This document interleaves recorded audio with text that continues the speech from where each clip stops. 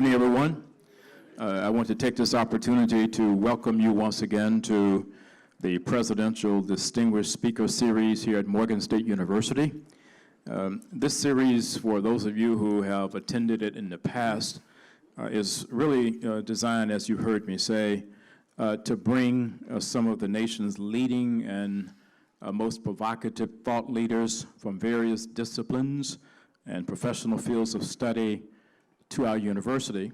We've been doing this now for about 4 or 5 years, and we do it because we believe very, very strongly here at Morgan in the notion of exposing our entire university community, our students, faculty, staff, alumni, and all of our colleagues throughout the city to a broad range of views, to a broad range of perspectives, and broad range of angles on what really are some myriad challenges that we face as a nation and as a society.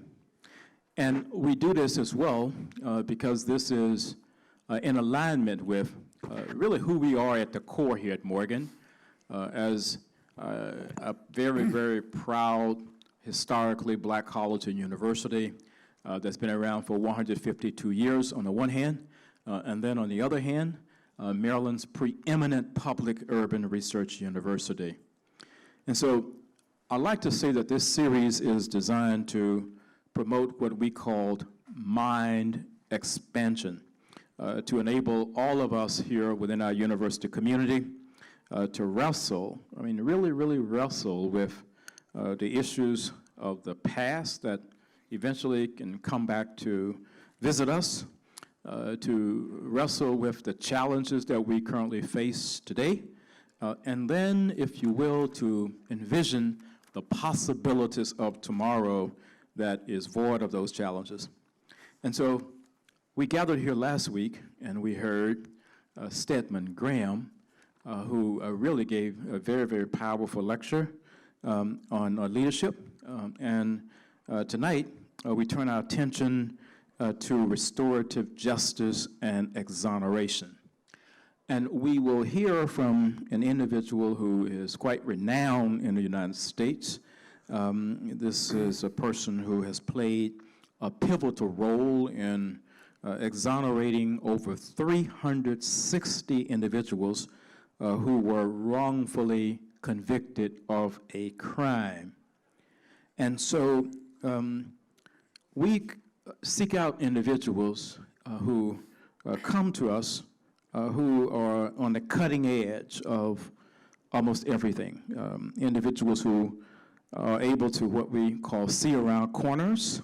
They're on the cutting edge of innovation, the cutting edge of thought. But more importantly, individuals who can challenge us and to challenge our country always, to challenge America, to live up to its ideals, to be inclusive, to be equitable, to be just, and to be fair to everyone. And in so doing, we hope that we are showing everyone, but particularly our students, that this is what it means when we say here at Morgan that we are growing the future and leading the world. You really need to hear people like you will hear tonight in order to understand the world and to understand it in a way that is factual, no alternative facts, and to be in a position when you walk across the stage here at Morgan and you receive your sheepskin in the vernacular, that you're ready to lead on the world stage with anyone, anywhere, any place.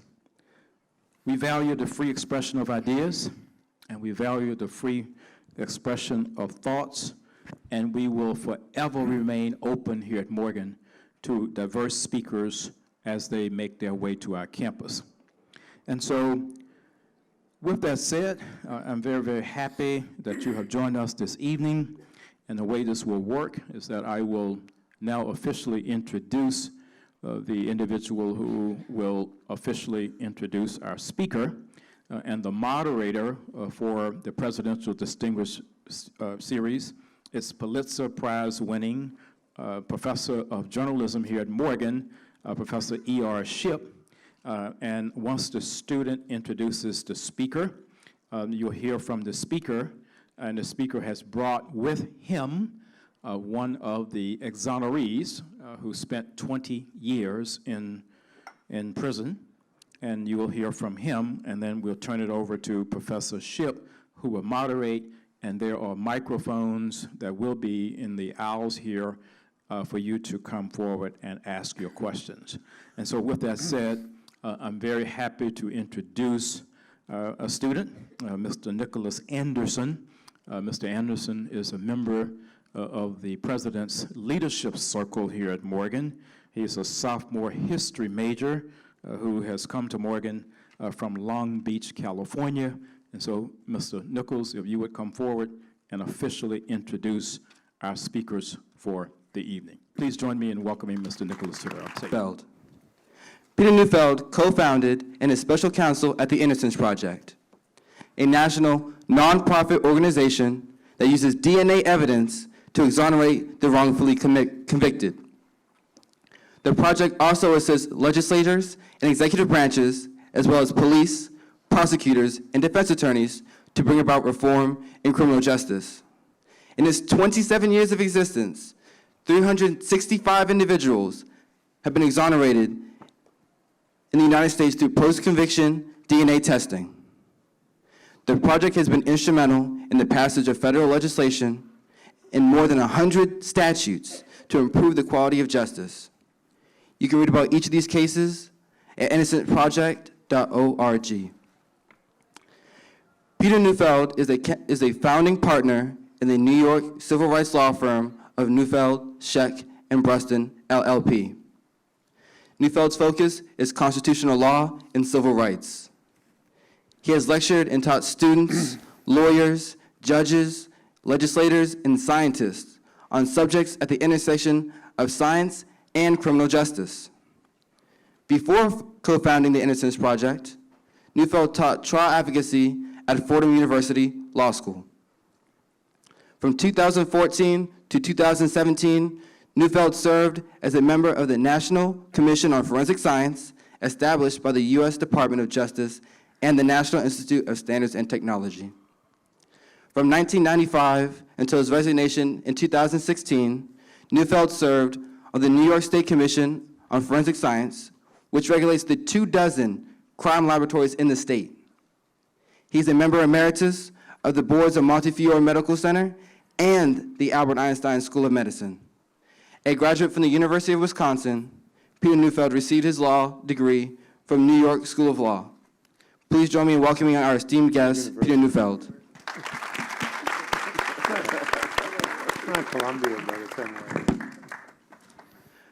Accompanying Neufeld for this evening's lecture will be Marvin Anderson, a beneficiary of the Innocence Project's advocacy and counsel.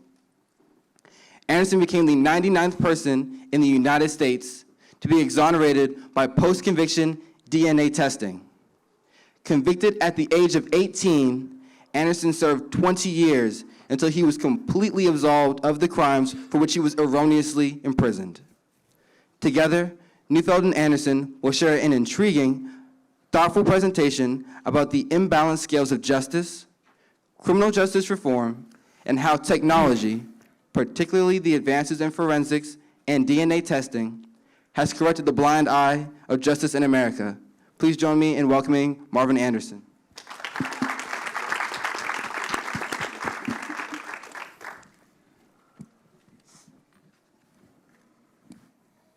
Starting? Oh, I wasn't sure. I thought you. Dr. Wilson, thank you. It's great to see you, ER, here as well. A little intimidating, but we'll deal with that. We go back a long way. She covered all criminal justice in New York City, and she knows where every skeleton is buried, including mine. So let's start with a story. Go back to July 17th, 1982, to the county of Hanover, Virginia. Hanover is a county just outside of Richmond. And back in July 17, 1982, in the middle of the day, a young white woman had gone into the town to purchase some takeout chicken and return home. And on her way home, she is viciously attacked and raped by a stranger. And during the course of that rape, he kicked her, he hit her, and of course he sexually assaulted her. After the attack was over, the man fled on a bicycle, and she went to the police, and she told the police that the assailant was a young black man, and that what she remembered very specifically about the encounter is that he said to her, "You ain't so special, I've had me a white woman." And so when she reported to the police, the people in the department in Ashland, which is the town in Hanover, said, "Well, wow, what black men do I know in this town who are dating white women?" And he could only think of one person, and that person was a high school student named Marvin Anderson. Marvin had finished his junior year. He was, as we would have said 40 years ago, a three-letter man, playing varsity basketball, baseball, and football, going into his senior year, and he was dating a young white woman from the school. And so the officer thought of Marvin Anderson, the only person he could think of, and so he wanted to create a photo spread to show this young woman who was the victim of the rape. But of course, Marvin Anderson had never been arrested in his life for anything, as a juvenile or as an adult. But that summer, he had a summer job, and so the officer went to his place of employment and got his colored employment identification card. Went back to the police station where the woman was, picked up 6 black and white mugshots of other people, and then displayed for her this spread of the 6 black and white mugshots and his colored employment identification card. We have no idea what actually was said by the officer to her, but she quickly selected the employment identification card of Marvin Anderson as being a picture of the man who had just raped her. Marvin was picked up. He was brought down to the station house, and 1 hour later, he was then placed in a lineup. Of course, it was a lineup where he was the only person who had been in the photo spread. And she again identified him. He was charged with rape in the first degree, assault, you name it, all the most serious crimes short of homicide. And his family retained counsel and goes to trial. And during the trial, the family had done its own investigation and thought that the most likely perpetrator was a guy named Otis Lincoln. And they told their lawyer to bring in Lincoln and display him before the victim. Well, the lawyer just sort of didn't get it together, couldn't do that, and besides, he had represented Mr. Lincoln on a prior occasion, so he had a kind of conflict of interest. And so the prosecution went forward. The woman was absolutely adamant, certain that it was Marvin Anderson who did this to her, pointed him out in court, and an all-white jury of people in their 40s and 50s deliberated and agreed. Marvin was convicted, and he was sentenced as a first-time offender, this will shock you a little bit as a New Yorker, to a sentence of 210 years. 210 years. And Marvin went off to prison. Fast forward about 6 years to 1988, and the family continued to do an investigation. People talked to Otis Lincoln, and Lincoln was prepared to come into court and confess that he had actually done this thing that Mr. Anderson had been convicted of. A post-conviction hearing was held. Lincoln testified under oath that he had done it, but the judge who was presiding at this hearing was the same judge who presided at that trial, who gave him 210 years. He said, Lincoln's not credible, I don't buy any of it, Anderson did it, go away, and dismissed the appeal. Once all of his appeals were rejected, Marvin Anderson wrote to us at the Innocence Project, that would be about 1994, 1995, asking for help. And we looked into the case.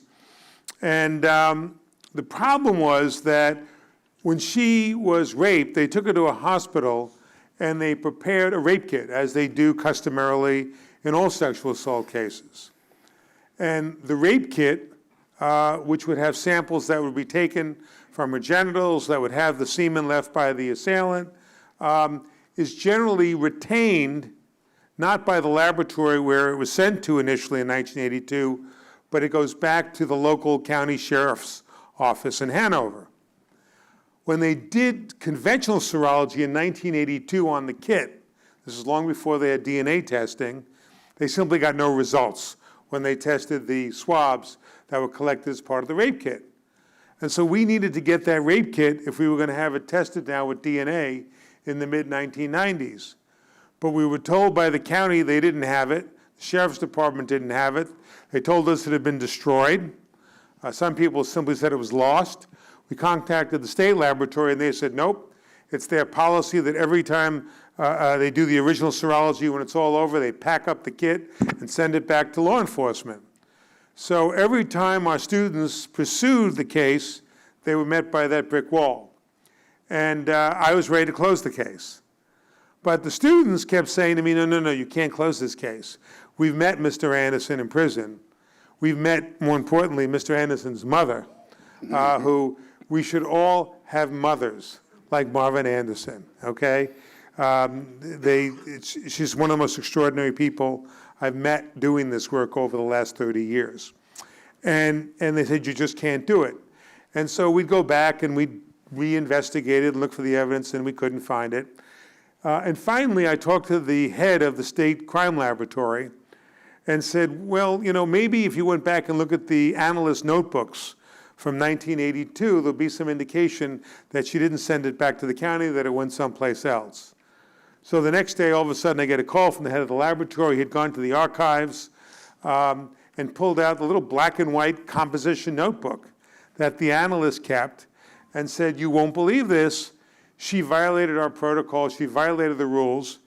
And she scotch taped the evidence from the rape kit in her notebook. So it's here. So I said, let's get going. Let's test it. They agreed to test it. The district attorney agreed to test it. And then the attorney general stopped it. Said, under Virginia law, only the governor of the Commonwealth has the power to order post-conviction DNA testing. So then the Innocence Project lobbied the legislature, got a statute passed for the first time saying that a judge had the power to order post-conviction DNA testing. The statute was passed, and Marvin Anderson became the first person subject to the statute.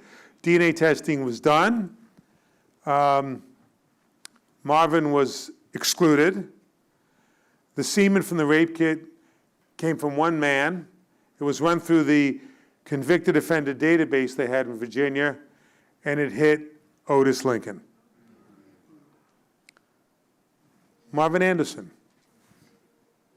Thank you, Peter.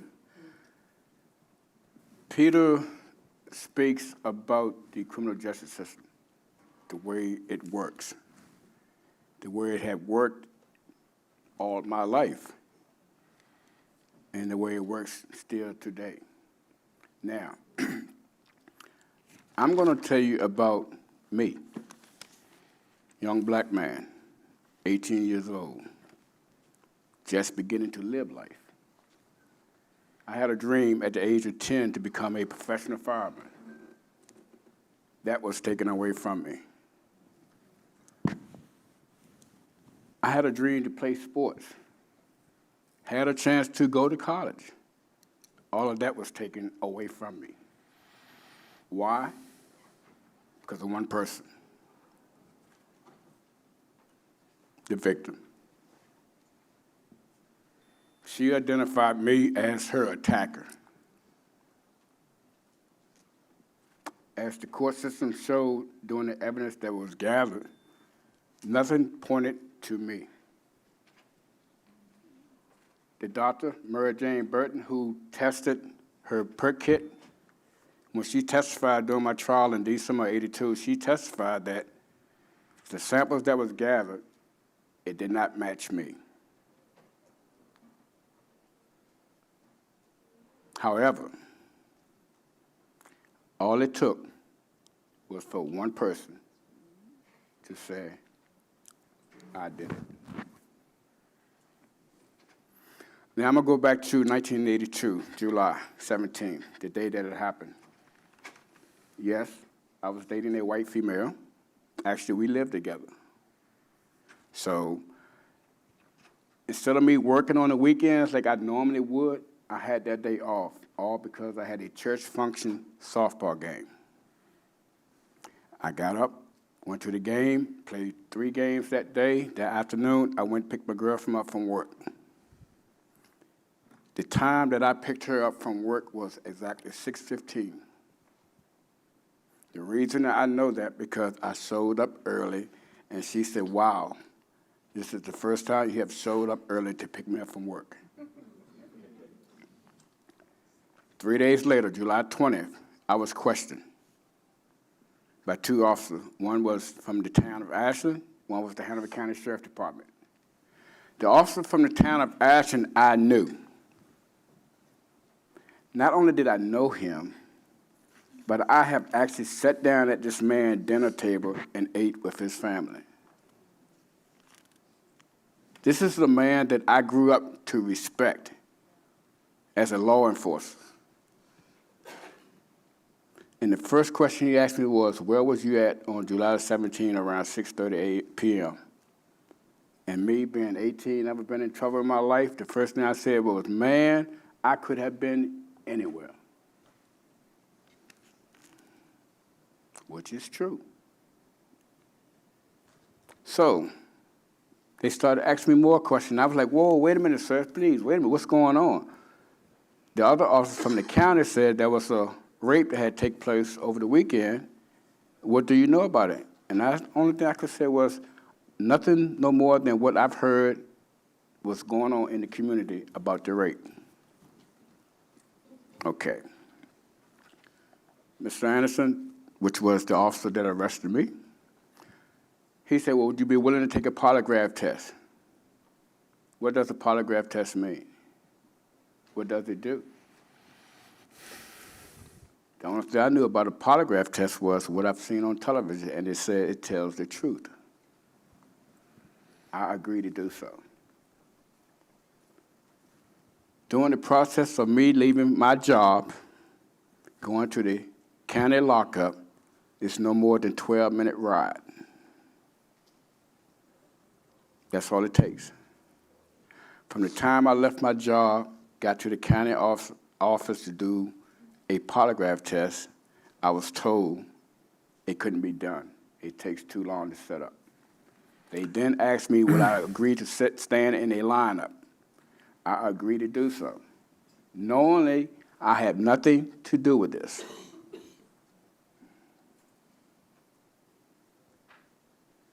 The victim came in. She looked at the lineup. She walked out of the room. She walked back into the room. She looked at the lineup. She walked out of the room. The officer walked back into the lineup room, excused everyone else out of the room except for me. I looked at him and I started crying. He said, why are you crying? And I told him, because she picked me. Well, how do you know she picked you? I said, because I know she picked me.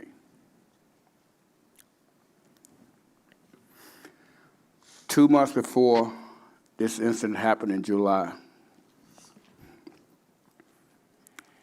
as a young kid, and I can say this now, and I'm quite sure a lot of you that's in this audience, you have done the same thing.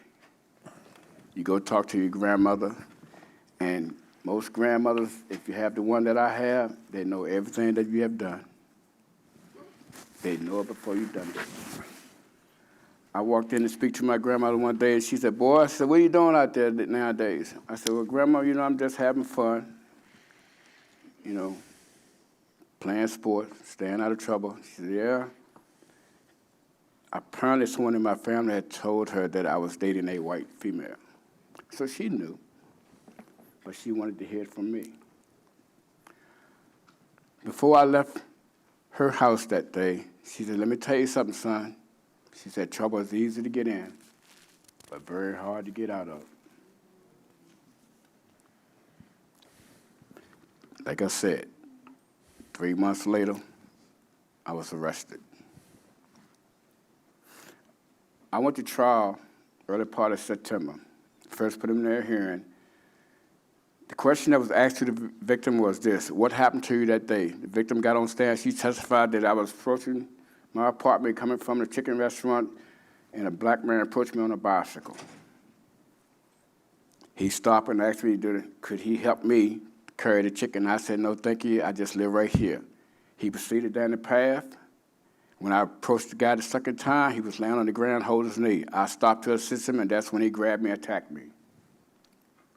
She said he raped me, he beat me, he sodomized me, he urinated on me, and he threw feces on me. This is in September, first preliminary hearing. This is what she testified to. Commonwealth attorney asked her, said, can you describe the person that attacked you? She said, yes, he is a very light-skinned person, short, kinky hair, no scars or scratches or blemishes in his face, straight white teeth. Commonwealth attorney said, are you sure? Can you describe the person again? She described very short, complex person, very light-skinned complexion, short, kinky hair, no blemishes, scars, or scratches in his face, straight white teeth. He said, is the person that attacked you stand in this courtroom? She said, yes. He said, will you identify him? She stood up and she pointed at me.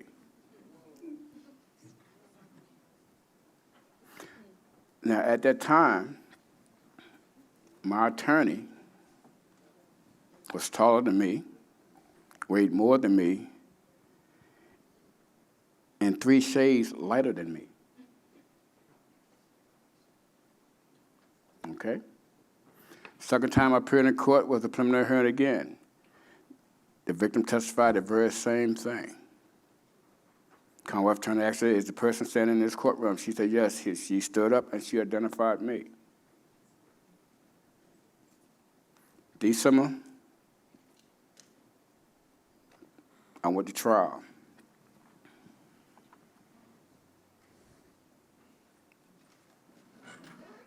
During my trial, my mother, that Mr. Neufeld mentioned, basically had did the entire investigation herself, to the point that to try to get Mr. Lincoln's fingerprints, she followed him to an apartment complex, knocked on the door, posing that she was a representative for Pepsi, giving samples.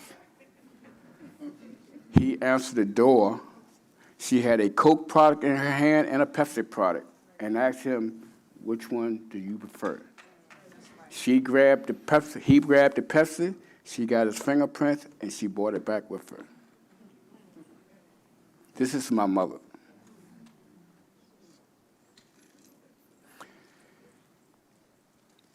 During my trial in December, she was placed on the stand to testify in my case. The Commonwealth attorney asked her, where was Marvin during the time of the attack? She said, he was at my house. But what was he doing? He was washing his girlfriend's car. Well, what time did he leave? It was dark when he left to go home.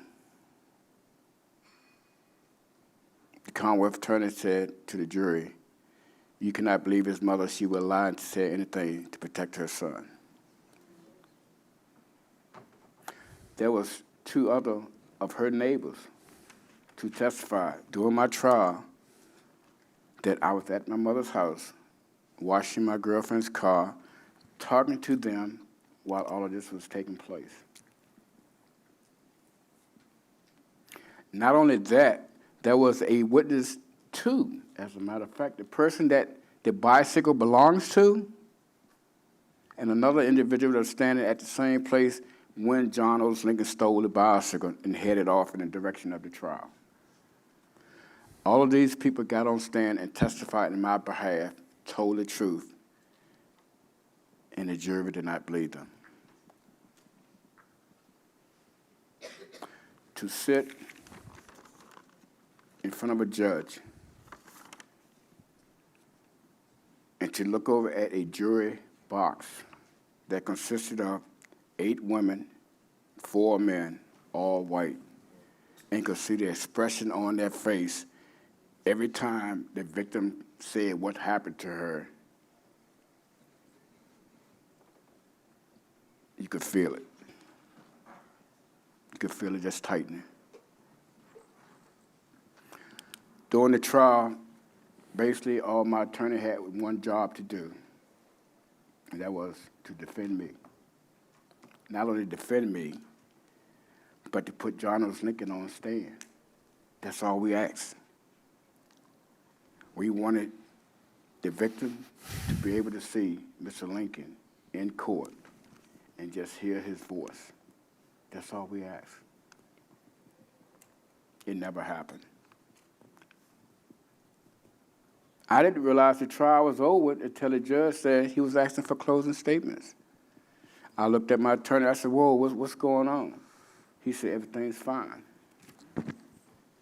I said, well, what about me? When am I going to testify? He said, I don't need you. Everything is fine. I never testified. The jury went into deliberation, no more than 45 minutes, came back with a guilty verdict, sentenced me to 210 years in prison.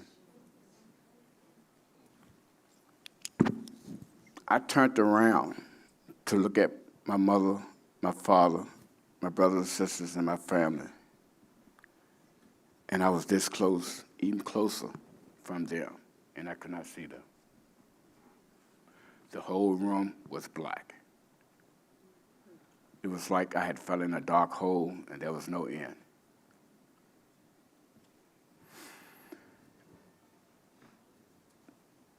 The trial happened in December. In March is when I was sentenced. The judge had the opportunity to either stand with the verdict or cut some of my time. The judge chose to stand with the verdict. I was sent to the state penitentiary. Now, as a young man, I thought of myself as a man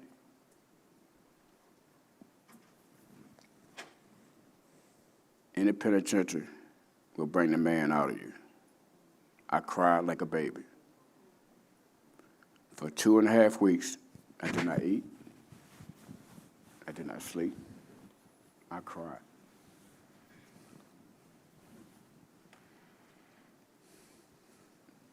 And I questioned a lot of people. I questioned myself. I questioned my parents.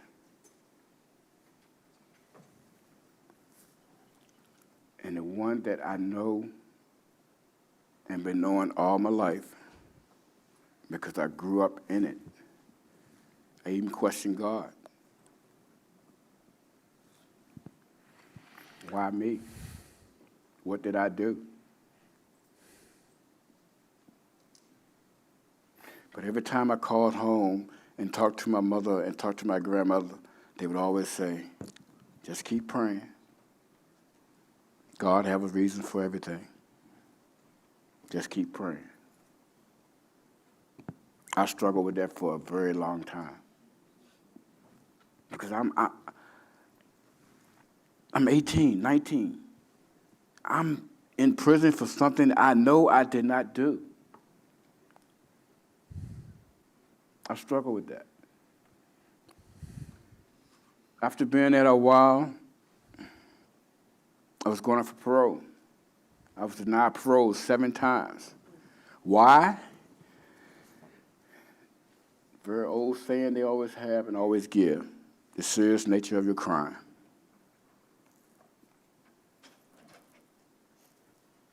The last time I was denied parole, I went back to my room, and I got down on my hands and knees and I prayed. But see, this time, I didn't just pray. I talked to her. I said, Lord, you know, I've been going through this,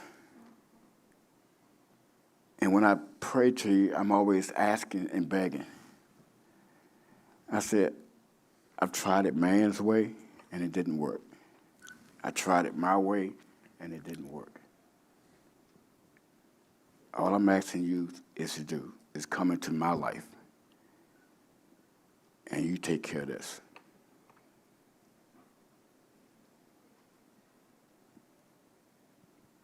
That night, I went to sleep. When I woke up the next morning, the feeling to describe is unreal. I woke up, went to work, and the nurses, when they saw me come through the gate, they was like, "Are you okay?" And I'm like, "Yes, I'm fine. Why?" They could see it, the difference.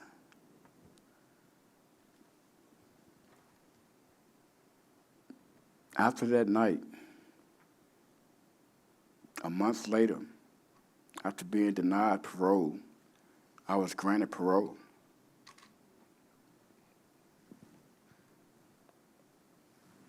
When I came home, the first person I contacted was the Innocence Project, let them know I was home on parole, but I'm not giving up a case. I kept fighting.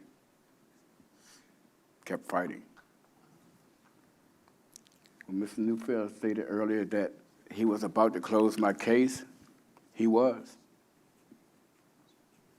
One lawyer, first-year law student, she argued my case before him. Please do not close his case.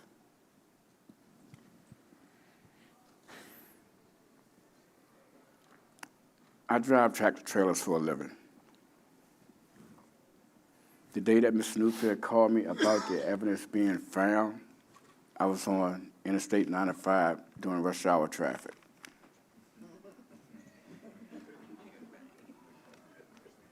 I said, Mr. Neufeld, what are you talking about?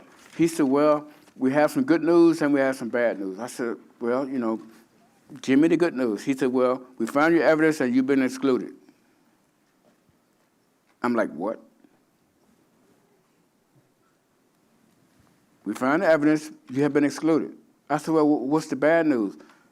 He said, well, the governor has stopped the testing.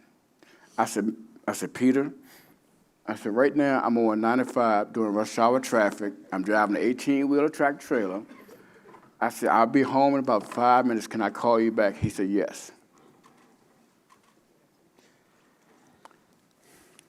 I pulled to the side of the road. I pulled the air brakes on the tractor, and I'm sitting there trying to take all this. I said, wait a minute. I'm going to be free. I got out of the truck, started walking down the highway, which is northbound, in front of the truck, and I just started dancing.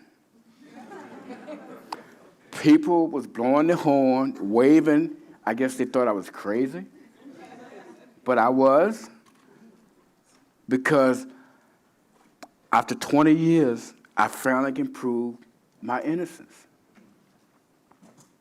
So I get back in the truck, and I go home, and I call Mr. Neufeld back, and that's when he explained to me that the Attorney General was trying to stop the testing, and we had to get the bill passed to have testing done. Now,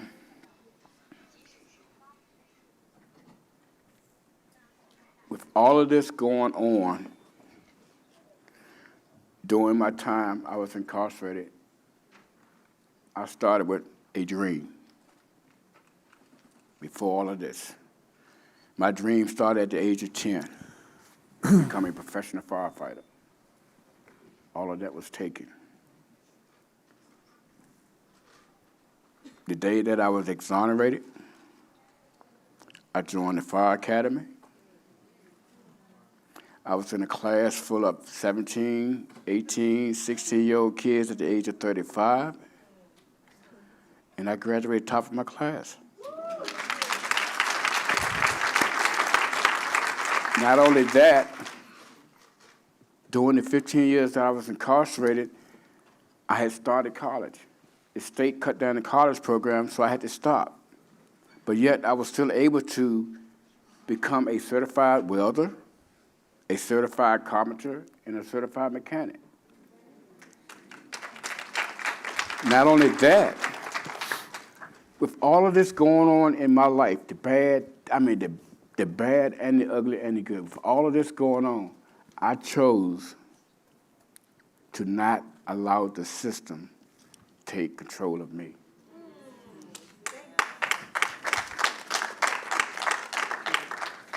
My parents, my grandparents, and my great-parents, they raised me from old school raising. And for those of you that know what old school raising means, you That's not know. the point. This is the middle. Today, I stand here before you after 21 years of service in the fire service, the last 18 years of that of being the fire chief of the same fire station that I joined at the age of 13. I just retired 2 weeks ago from that station.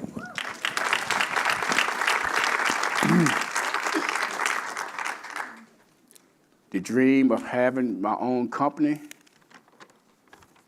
my trucking company, has been going on for the last 17 years. The dream and not knowing of whether I'll be able to have a family. I have a 23-year-old daughter, 19-year-old son, and a 17-year-old son that I raised as a single parent. The dream of not knowing what is out there for me. There was this 13-year-old girl.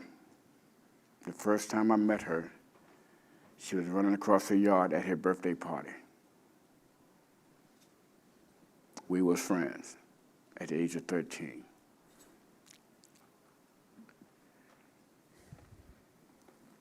She finished high school, went off to college, visited me during my time while I was incarcerated.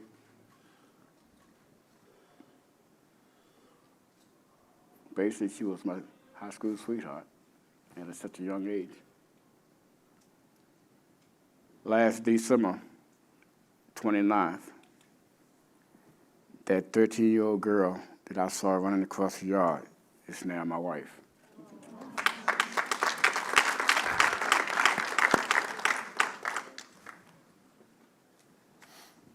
What I would like, if anything, to leave with you all today is this.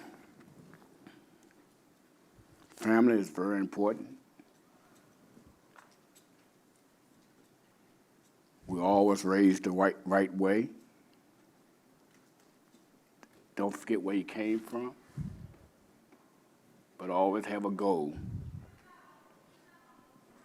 And don't let anyone deny you of your goal. No one. It would have been very easy for me to come out here and be very angry, be mad at the world, very easily.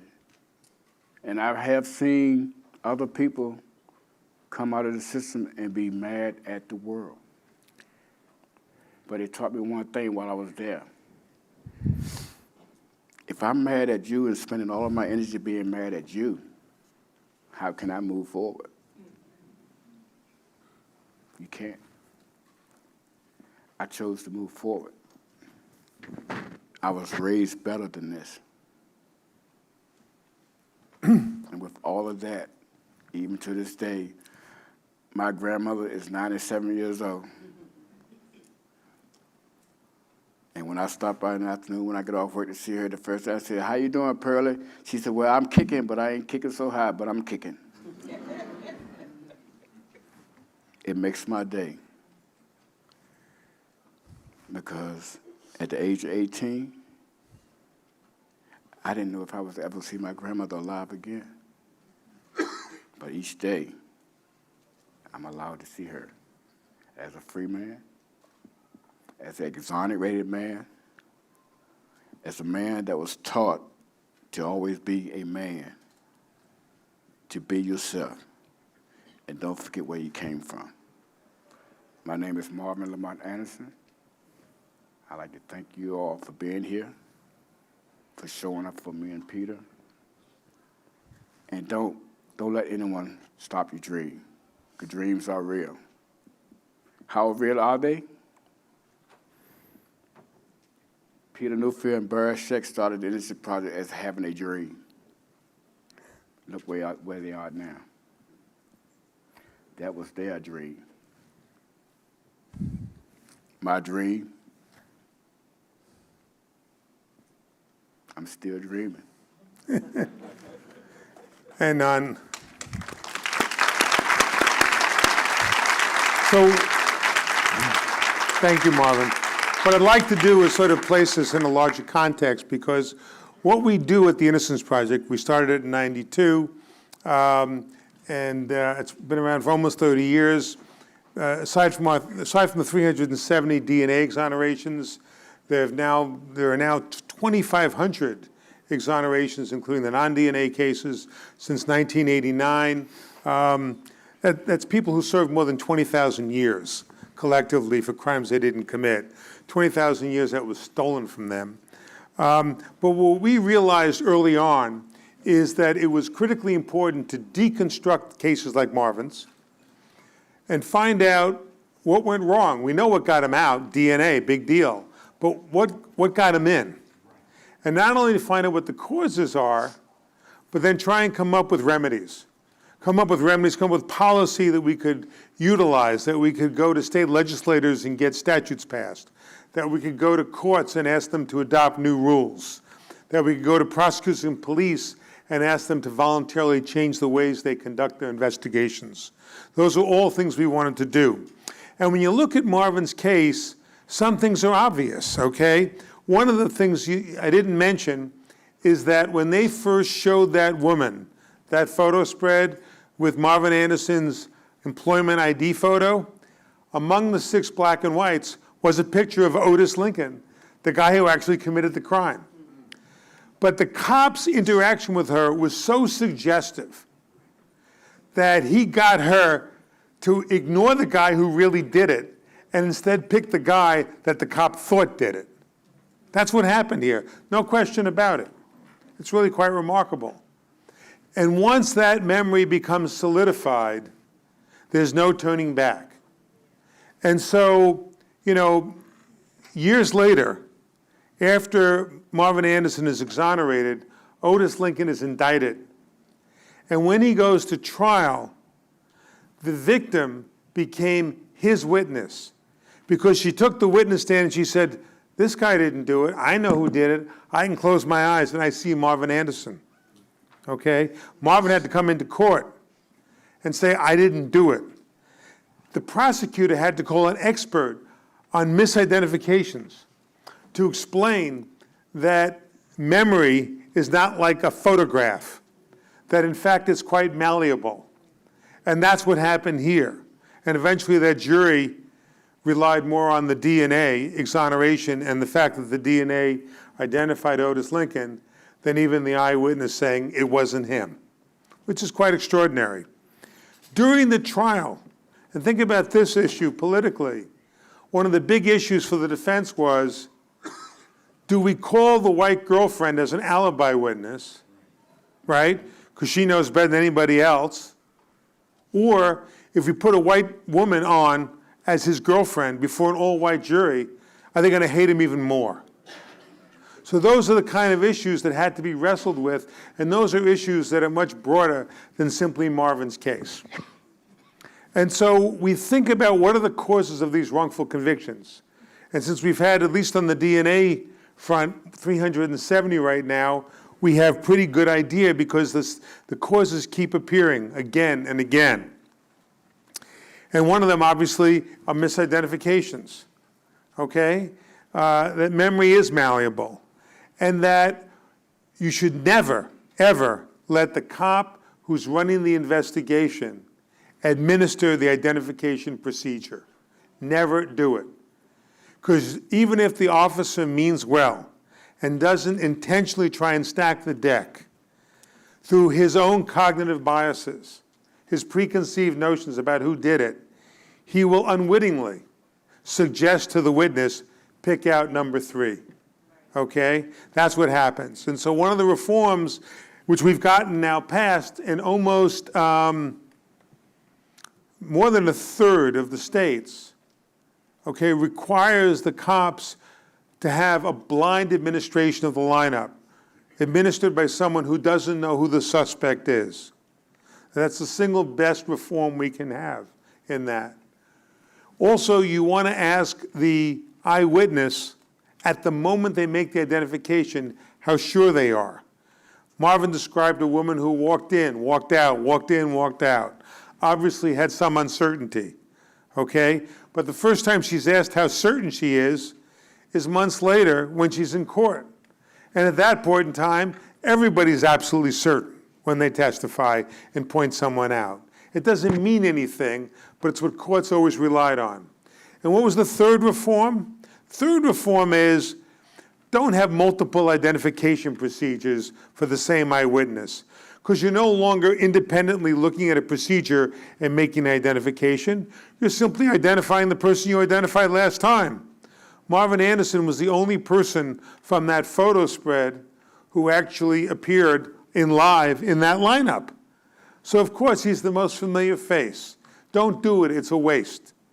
And ultimately, the reform we're going to be asking for, which we haven't done yet, is really one of the biggest ones, which is there is no reason, it doesn't add to the case when a witness sits in the courtroom and says, that's the man, I'll never forget I'll never forget him as long as I live. Because of course they're going to do that. All you should introduce is the out-of-court identification. The in-court identification is just good theater. It's not an objective piece of scientific evidence or even non-scientific evidence. It's just a show. But that one's going to take a while before we can get people on board. Second major cause of wrongful convictions, false confessions. Now, this one's really important because it's so counterintuitive, unlike mis-IDs. None of us think we would ever confess to a crime we didn't commit unless somebody put a gun to our heads. The truth is very different. 25% of our wrongful convictions involve false confessions. Very often, it's young people, okay, who falsely confess. Very often, it's people who have other issues. It could be a cognitive deficit, it could be mental health issues, or it could just be people who are just more compliant. And when they sit in a room with a cop for 6 hours, for those of you who saw the movie, When They See Us, okay, about the Central Park Five, you're a young person, you're sitting in a room and this cop is badgering you, and all you want is to get out of that room. And if it takes admitting to something that you know you didn't do, then so be it, okay? Because if they test the evidence and they look at other scientific evidence, fingerprints, biology, whatever, you will be excluded, so what the hell, I'll tell them I did it. Not appreciating what the consequences are of that confession. And so the first reform we sought for that was simply videotaping the interrogation. Because it's really quite simple. You've all seen TV shows and movies where right after the big crime, the chief of police is holding the press conference and they ask him some details and he says, I can't discuss that now. And the reason he's saying on TV and in real life he can't discuss that now is they're trained that certain details about the crime should be held back and not shared with the press and not shared with the community. Because if someone comes in and says, I did it, you want to be able to test the reliability of him saying, I did it. And then you want him or her to volunteer those non-public details that you didn't share with the press. I don't know if you knew that when you went to those press conferences. But that's the reason they held it back. But if you have a videotape, then you'll know, did the non-public details originate with the accused, or did those non-public details, were they fed to the accused by the police? Either intentionally or, again, unwittingly, because they just wanted to get the person who they knew did it to confess. So videotaping is the single most important reform. We've been able to secure that now in almost 60%, okay, of the jurisdictions. And it is very important. But it's not enough, because the police use methods like they did in When They See Us, like they did in those TV shows, which includes deception, like they did in The Wire, if you ever watched that show about Baltimore. Okay, they use deception, they use lying. And in England, they've now prohibited that. In much of Scandinavia, they prohibited that. But in the United States, it's an open game. You can do whatever you darn well please about lying to people, about claiming you have their fingerprints at the crime scene, that you've got their DNA at the crime scene. You could say all those things to somebody to mess with their minds. And we're going to try and prohibit that kind of deception from being used. Forensics. You know, everybody thinks when a person walks into court wearing a white lab coat, God, that's got to be solid evidence. But it's not. What we found is that in half of our exonerations, half, the misapplication of forensic science played a critical role in getting the wrongful conviction. And that's because no one gave a darn about the rigor, the validity, the reliability of all those forensic methods. Because those forensic methods didn't have a history, unlike DNA, in medicine or in research. There's no application for examining tire prints and comparing them to a tire track left at the scene in civil society, or fingerprints, okay, or bite marks, or comparisons of paint chips. Those are methods developed for criminal justice. And unlike the laboratories that work in clinical medicine, okay, where you have peer review, where you have millions spent on research, where you have a federal, you have a Food and Drug Administration that evaluates the bona fides of that method, of that new drug, you have nothing for criminal justice. It's whatever the judge lets into court. Why did that happen? It's actually not that strange, okay? Not much of a surprise. It happened because in clinical medicine, we are all the constituency, right? We all care about what drugs they put on the market that we're going to be using. We all care about what diagnostic tools they're going to use and want to make sure they're reliable. But who's the constituency in criminal justice? Criminals, mostly people of color. And so no one gave a damn, and judges could do whatever they pleased. And so finally in 2009, you get a report from the esteemed National Academy of Science that says, with the exception of DNA, none of these other forensic methods that are used to compare patterns, impressions, and trace evidence actually have the scientific capacity to determine that a particular piece of evidence found at a crime scene came from a particular source. None of them have it. Notwithstanding that revelation, they were all used routinely to do just that in trials for decades in this country and all over the world. And with that wake-up call in 2009, some changes began to occur. The National Institute of Science and Technology, along with the U.S. Department of Justice, got together and created a commission, okay? Willie May, who's a professor here, was at that time the head of NIST, that federal agency. And he was the person who worked with the Deputy Attorney General, Sally Yates, who you may remember played a critical role when she was fired by our now President Trump for refusing to do certain things when he was first elected. They created that commission. I was fortunate enough to sit on it, but it was the first time they ever had independent scientists, not forensic scientists, but like, you know, top shelf, that some of the best physicists, biologists, chemists, neuroscientists we have in this country weighing in on what's validated and what isn't. and everything came up pretty short. Unfortunately, that commission was abolished after Trump was elected and Sessions was appointed as the head of the Department of Justice. But we shifted gears and we moved toward the states. And so far, we've gotten 5 states to create statutes, pass statutes that say if we can prove there's been a change in the science from the time the person was convicted, then we can get back into court and maybe get that conviction vacated. Another cause, which won't be a surprise to you, is police and prosecutorial misconduct, often hidden, very hard to recognize and identify. You know, the police and prosecutors have a duty to turn over exculpatory evidence to the defense before trial. We found in almost every one of these cases, there was exculpatory evidence that the police and prosecution knew about that wasn't turned over. But it's going to be hard to change those kind of rules because of the influence that those two groups have in criminal justice. And of course, bad defense lawyering. You saw that in Marvin's case. A lawyer who wasn't aggressive enough in putting the witnesses on that should have been put on and doing the investigation that the case required. You know, this whole Innocence project started at Cardozo with Barry and me and eventually expanded into a national network. We now have 50 projects around the country. We have 25 projects in other countries around the world. It's kind of grown into a civil rights movement, a human rights movement, and we're pleased with it. And one of the areas it's had a big impact on is the death penalty. People could debate the morality of capital punishment. People debate it politically, philosophically.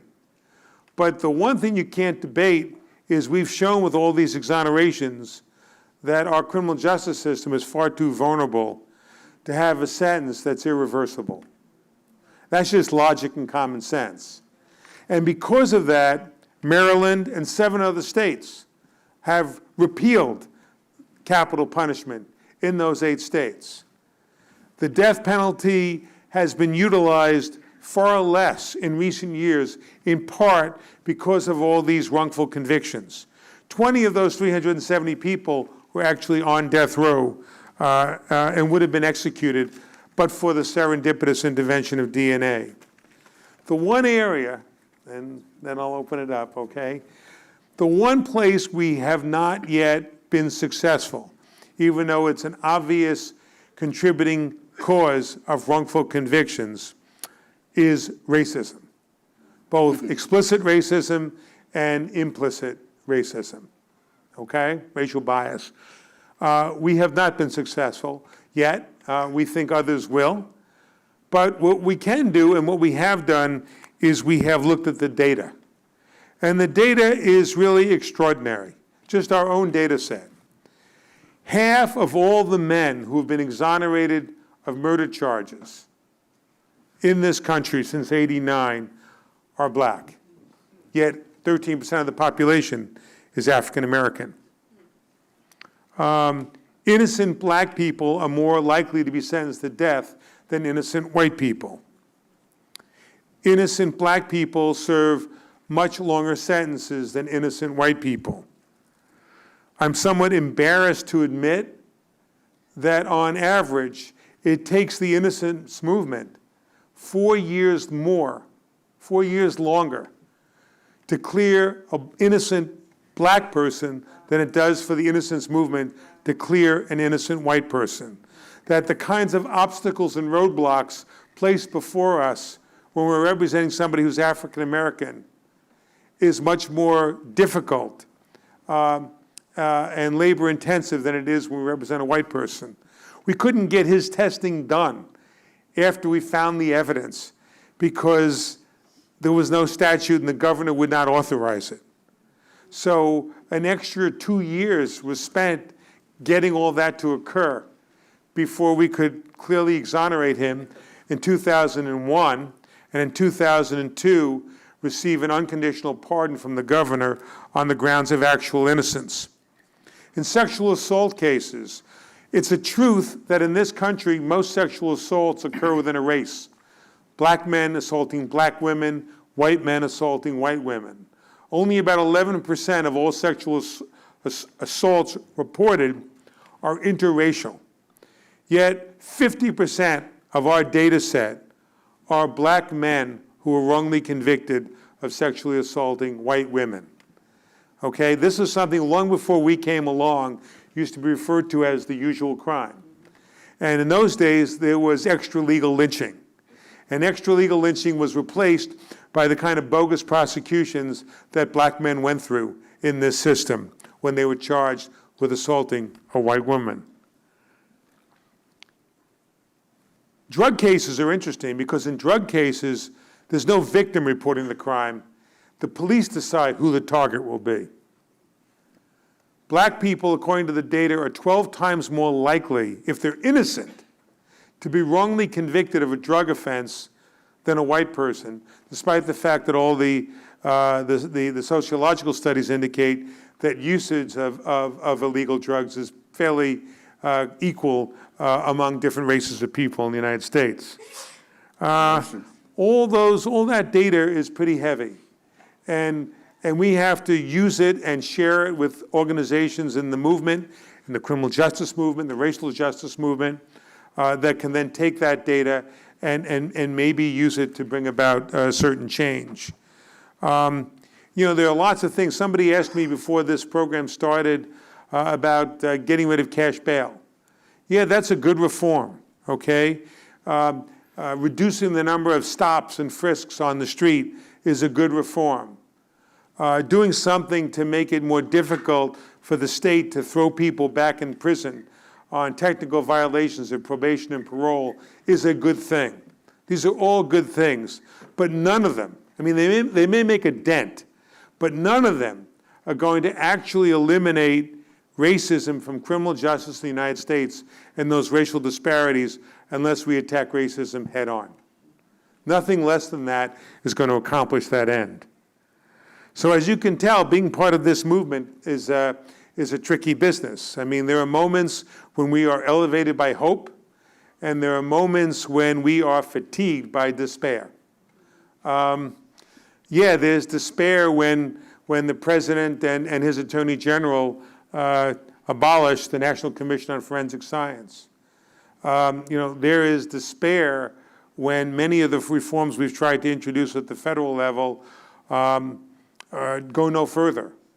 There can be despair right here in Maryland, where despite the fact that you have a statute, okay, mandating compensation for people who are exonerated, right now you have 5 men who have been exonerated years ago, okay, in some cases. And their request for compensation has been sitting before your compensation board for 52 weeks without anybody taking any final action. And you have to appreciate when guys who were wrongly convicted come out, they're not even eligible for the reentry programs that the guilty are eligible for. So they come out with $5 in their hand.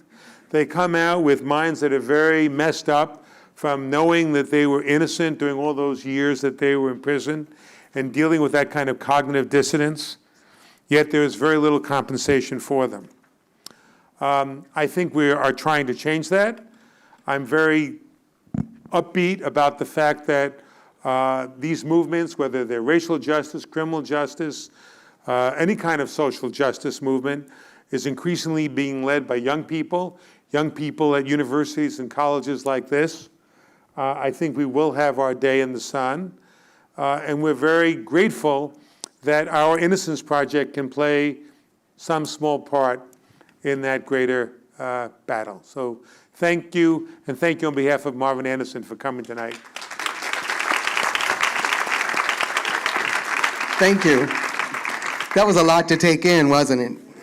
And even knowing some of the horror stories that we know about the criminal justice system, seeing someone who has actually lived through it and coming out on this side with the positive attitude that Mr. Anderson has is inspiring to us. I was struck by the fact that you almost closed his case before going forward. And it seems to me that it's almost a crapshoot as to whose cases or which cases actually make it through. There must be lots of Marvin Andersons out there whose cases don't get handle. What is your criteria just for what you take on? Sure, we'll take on any case where, number one, identity is an issue. In other words, the person is not saying, I acted in self-defense. Okay, they may be innocent, but we can't help them because we are a primarily DNA project. So we're interested in cases where identity was an issue, where biological evidence was collected during the initial investigation, and where if we subjected that biological evidence to DNA testing, it could actually either prove someone's innocent or help in proving that someone's innocent.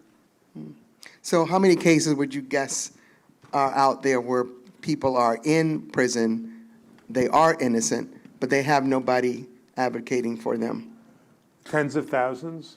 So there've been a couple of studies which have tried to give an estimate of the number of innocent people actually in our state prisons, multiple studies. And by just looking and extrapolating on homicides or sexual assault homicides, the number they came up with is about 4 or 5%, maybe 3.5%. But even at 4 or 5%, if you have 2 million people behind bars, you're talking about tens of thousands of innocent people. A lot of them have given up, right? You know, Marvin had a kind of epiphany and didn't give up.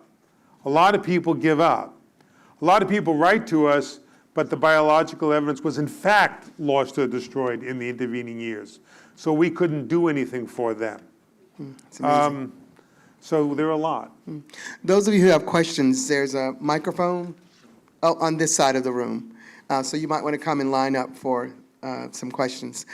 You mentioned a number of reforms that you all have been able to push through. This doesn't appear to be a climate for reform. What's happening with those states that have not adopted some of the legislative changes you've been asking for? So, in fact, I think it has been a climate of reform at the state level. For instance, this year alone, we had 24 statutes we got passed in 17 states. Half of those states are red states. People are beginning to get the message on criminal justice reform, that our system doesn't make sense. Some people come to it from a kind of libertarian perspective, that's just too expensive, and after all, it's a government program, which means it's not going to work. Or they come to it from more progressive motives. But whatever they come to it with, they're interested in change. And so we get states agreeing to have blind IDs. We get states all over the country now, a majority of states, agreeing to mandatory recording. We're getting these changes, much more so than we ever thought we would. We'll take a question here. Thank you very much. My name's Tim Akers. I'm the author of Epidemiological Criminology, and a good friend of mine was Ron Huff, the late Ron Huff. And one thing Ron had conversations about, and by the way, I'm very aware of your work. How do you find the balance from a legal point of view between the innocence and criteria between the criminological side that you're dealing with, the theories and all that, versus where the innocent evidence might come into play? I mean, how do you strike a balance legalistically, I guess, to decide, like, to go forward? Are there criteria? Do you have like a scale? Do you come up? What makes you make that ultimate decision? Are there? Do you have a value? Do you add do you add a number of criteria up? Is it just at some point an intuitive sense? What drives it? Because part of my theory is epidemiological criminology is trying to find that balance to give the evidence to individuals like yourself and others to decide to pursue something. Excuse the ignorance, but it's really a complicated issue. So, right, it is, and the answer is complicated. And Ron Actually, the is- answer is simple. So we get about 2,000 letters a year. We used to get 4,000. But now, because we have 50 smaller projects around the country, a lot of the letters go to them and not us. And you know, out of those 2,000 letters that Civ that you were talking about, there may only be out of 2,000 40 cases that we actually open up and work on. Okay, and it could take 4 years before we get to that point. So I was at one summer I was invited to something called Google Camp, where they invite people from all different walks of life to spend a few days in the Google campus, and you're supposed to brainstorm and come up with all kinds of great ideas. And all these engineers, computer engineers, said, oh, we're going to fix this problem for you. We're going to look at your cases, and we're going to come up with an algorithm, and you'll just put the data in each case, and we'll be able to give it a thumbs up or thumbs down as to whether you should open it, and that'll just reduce your delay considerably. And so first Google tried, then there were 2 or 3 other tech companies that tried, and they all failed because there was no algorithm.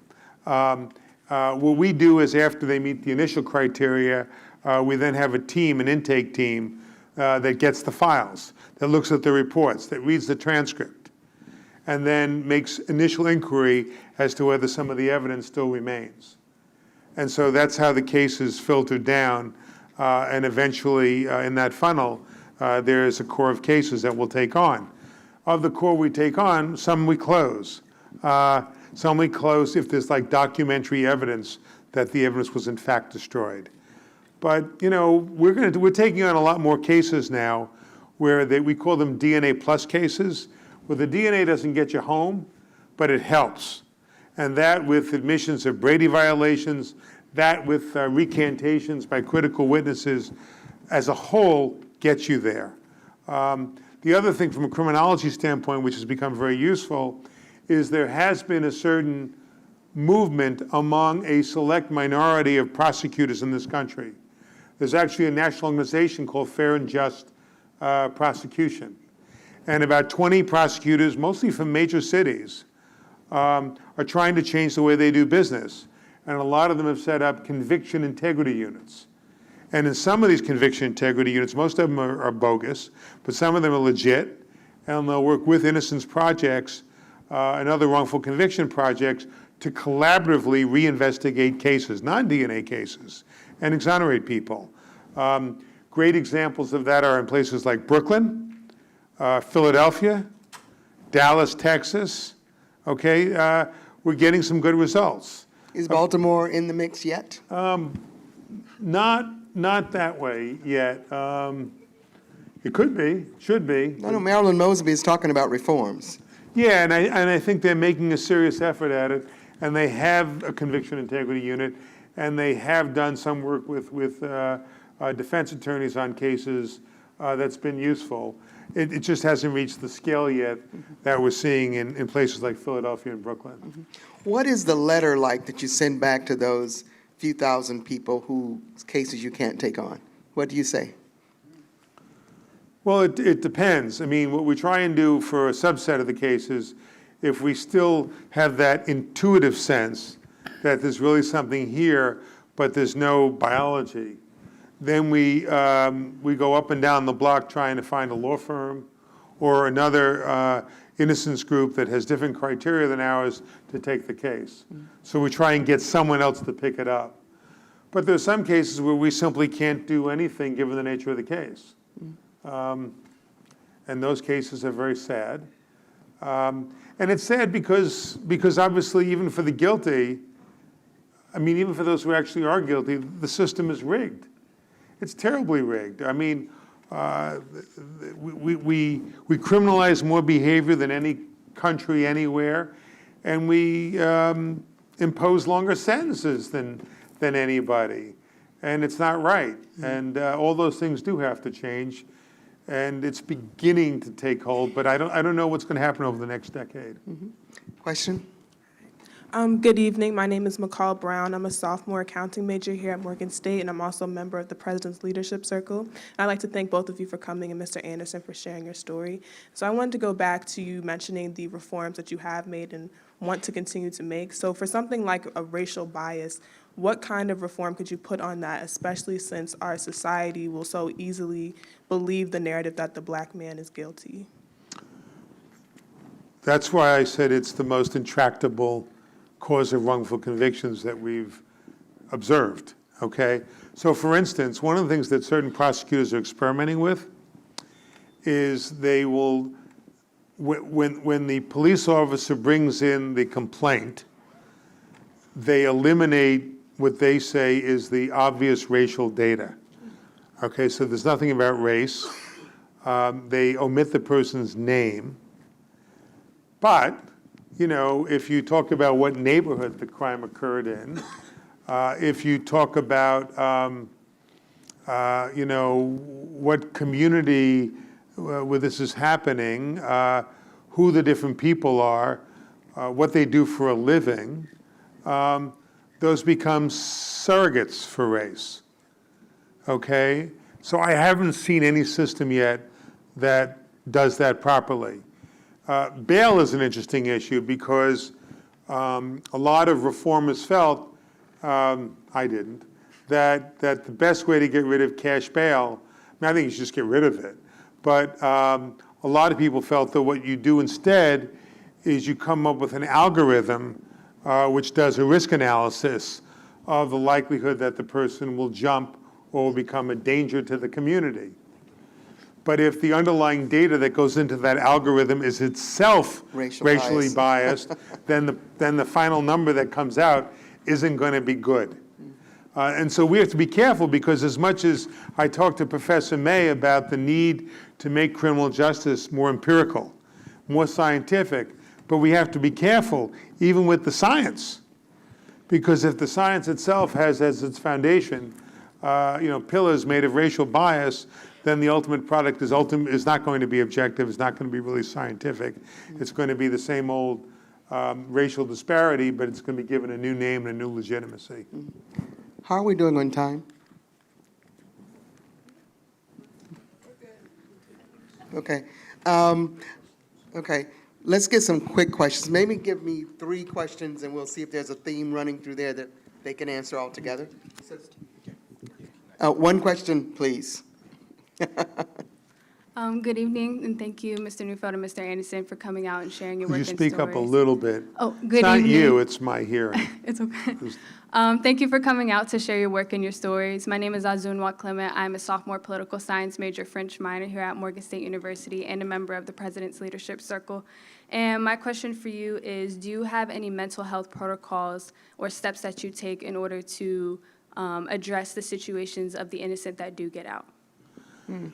Do we have a mental Health protocols to address the... Okay, so, you know, that's a great question because, you know, it's one thing to deal with, to get people out. And obviously, there has to be a life after innocence.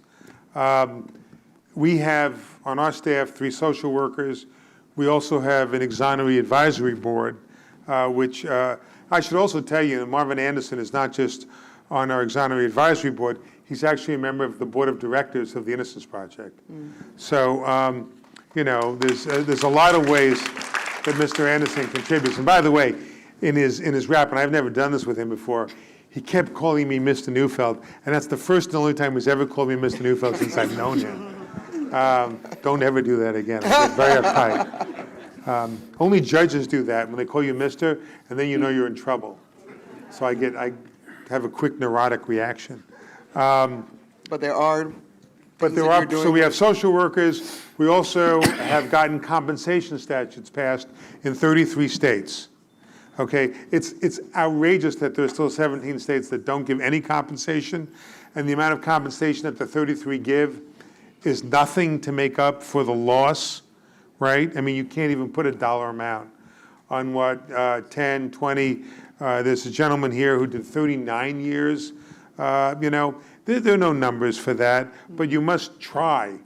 And so we're doing that. In terms of mental health and other kinds of issues, the social workers work with the exonerees to get them hooked up in different programs, vocationally, health-wise, reestablish them in the community. Why don't you explain how the Exoneree Advisory Board helps? Basically what we do is everyone that has been exonerated, we try to get in contact with them, find out what are their needs that they have at the moment. But it's our world that we live in. When a person is exonerated come home, there's nothing there for them. A lot of them do not have family members to come home to. So, and as Peter mentioned before, a person that has done their time, finished their sentence, come home on parole, there are more programs out there for reentry than it is for a person to come home from being exonerated. So we gathered the information, their location, and find out what we could do to help them to establish shelter, place of employment, and try to locate some of their family members that they hadn't seen in years. So, and along with the social workers that we have at the Innocence Project, we are constantly on the phone or writing letters. Okay. So we try to help our brothers and sisters that are coming home for something they did not do. Okay, we're going to try to get through these questions. So ask your question quickly, please. My question is about the jury pool. As someone who, on every odd year, gets called for jury duty, but never get picked, and knowing that the jury of your peers is not your peers, does that factor in on some of your decisions to take some of the cases? Okay, we're going to ask your questions too. We're going to see how many we can get through. Hello, my name's Kennard Francisco Johnson. I'm a junior civil engineering major here and part of the President's Leadership Circle. I'm Nicholas Anderson, sophomore history major and member of the President's Leadership Circle. Our question was, of the cases where individuals are exonerated, how many of them leave prison but develop some kind of guilt complex and maybe turn to crime for lack of opportunities or other reasons? And if that is the case, how do you guys plan to reform that? Okay, let's take the question behind you. We're going to take a few. Third We're question? going to take three. My name I is just told you Kimberly that my memory Reeves. is not photographic. I'll remember. Sorry. My name is Kimberly Reeves, and I'm a doctoral candidate for industrial engineering. I'm very passionate about your work. I just have a question about, you mentioned that there was some legislation passed and there were some changes made. Do you have a place that I can go and see what was done? Okay, we'll try with those three first. Was the I question? got it. I got it. Okay. And give quick answers. Okay, on the jury issue, it's a great question because we're trying to think of what we can do to deal with implicit and explicit racism. And so what we're thinking about is what are the different trigger points along that, that assembly line we call justice, where racism can be a factor. And then when we look at cases in intake, we're going to see to what extent any of those triggers are present. And if they are present, then that's going to obviously influence our thinking about taking the case.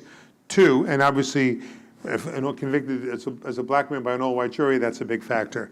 Two, does anybody commit crimes, not recommit, commit crimes after they've been exonerated?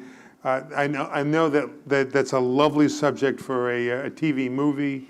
It has been, but I can tell you that out of the 370 people, we've had, I think, 2 or 3 out of 370 who committed crimes, serious crimes after, which is below what it is in the general population, way below. So these people are innocent, and they may have problems when they get out, but their problem is not to go out and commit a murder or commit a rape. Their problem is post-traumatic stress disorder and just dealing with the reality of this world. The third was legislation. The best place to look, go to our website, and you can see the legislation that's been enacted in all 50 states and federally.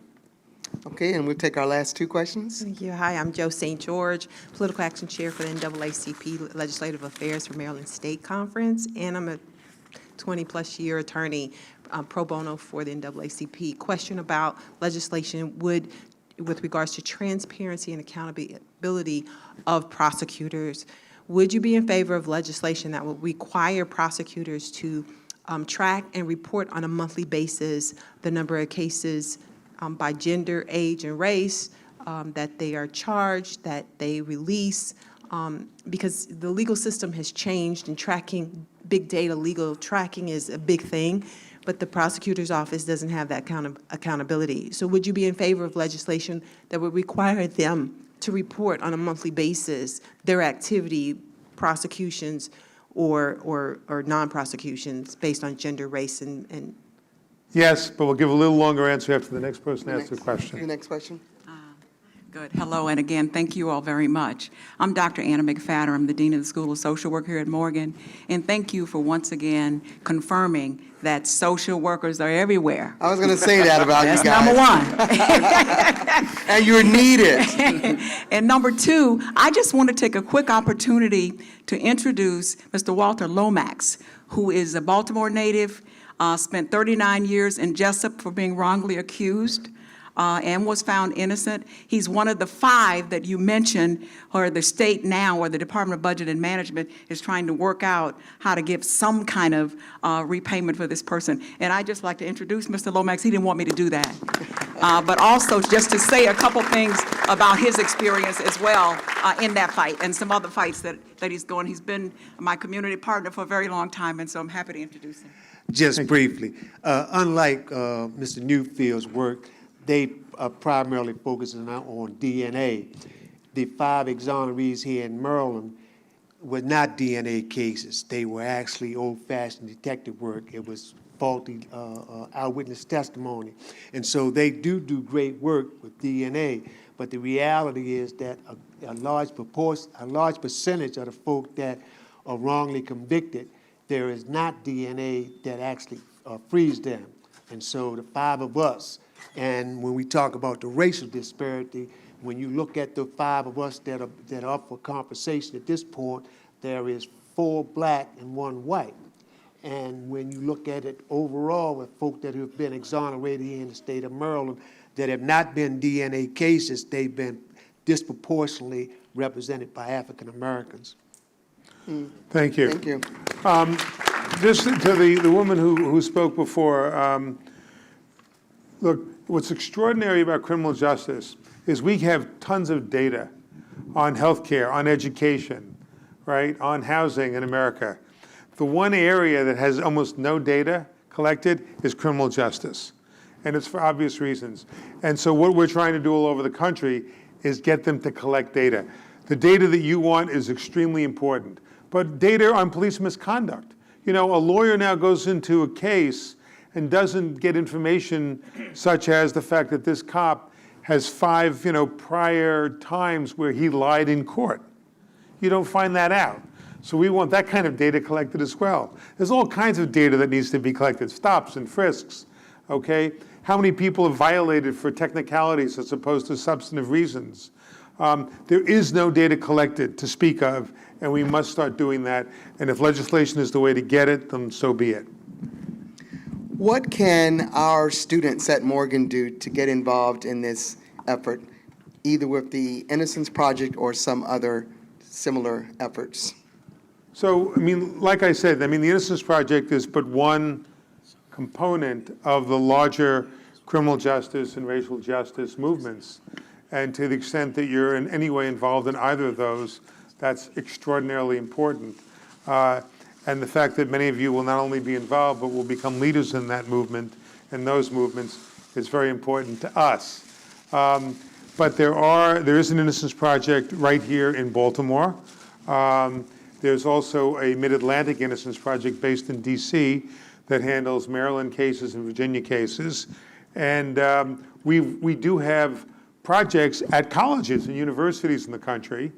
And those students end up, as long as they have faculty advisors, working with local lawyers on cases. All of that can be done. Not to mention the fact that you are large in number.